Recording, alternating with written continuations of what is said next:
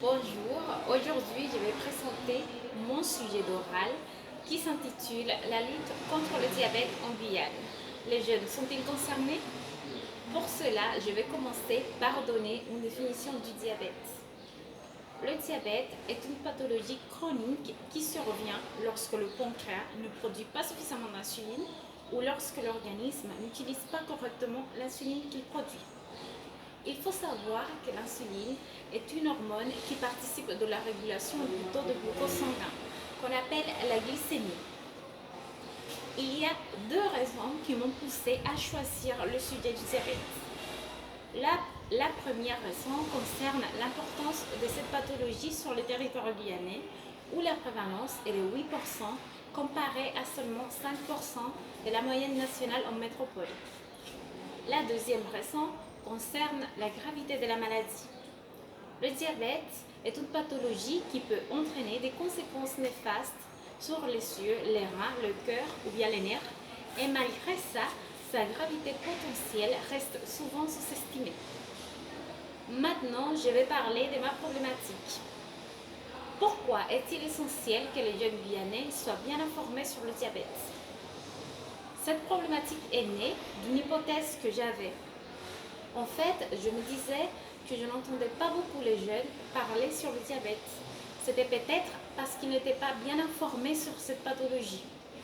Et donc, si on arrivait à mieux les informer, par exemple sur l'importance d'avoir des bonnes habitudes alimentaires, on allait parvenir à réduire la prévalence du diabète à l'âge adulte, ce qui est mon objectif. Je tiens à préciser que quand je parle de l'âge adulte, je parle de 45 ans, âge auquel la pathologie du diabète est souvent diagnostiquée en Guyane. Maintenant, je vais parler de la situation de la Guyane. Il s'agit d'un département ultramarin français où les moins de 20 ans représentent 43% de la population, contre seulement 24% en métropole. Et il y a 40% de chômage chez les 15-21 ans. En plus de ça, les produits alimentaires sont 45% plus chers en Guyane et le taux de pauvreté en Guyane est de 53%. En d'autres termes, la Guyane est un département marqué par la précarité. Maintenant, je vais parler de ma méthodologie. Dans le but de recueillir plus de données sur mon sujet que celles que je viens de citer, j'ai mené une enquête sous la forme de questionnaires qui ont été distribués au sein de l'établissement Anne-Marie Javoué de Cayenne, où 48 personnes ont participé. Je vais parler des résultats de cette enquête. Il y a 56% qui a répondu qu'il n'y avait aucun lien entre diabète et précarité. C'est faux. Parce que souvent, les personnes qui se trouvent dans une situation précaire n'ont pas les moyens pour bien manger, donc elles peuvent facilement devenir obèses.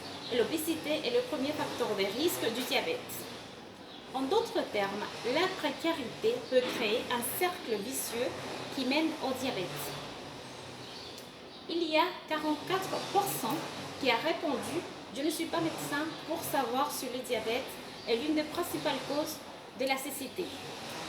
En ce qui me concerne, je pense que cette réponse montre un manque d'intérêt sur le sujet.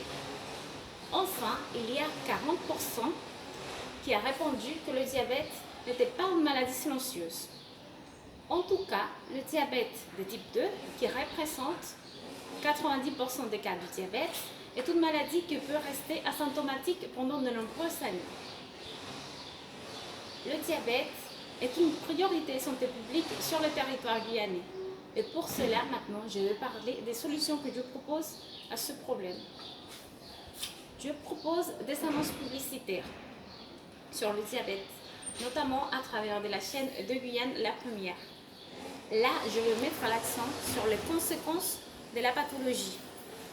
Parce que pour moi, c'est là que les personnes vont comprendre qu'il s'agit d'une maladie grave. Par exemple, savoir que le diabète peut causer la cécité. Ma deuxième solution serait la mise en place de plus d'épiceries solidaires.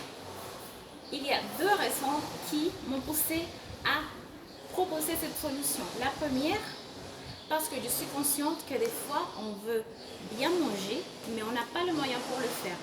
Et la deuxième, c'est parce qu'on ne peut pas séparer la lutte contre le diabète de la lutte contre la précarité. Jusque-là, mon intervention.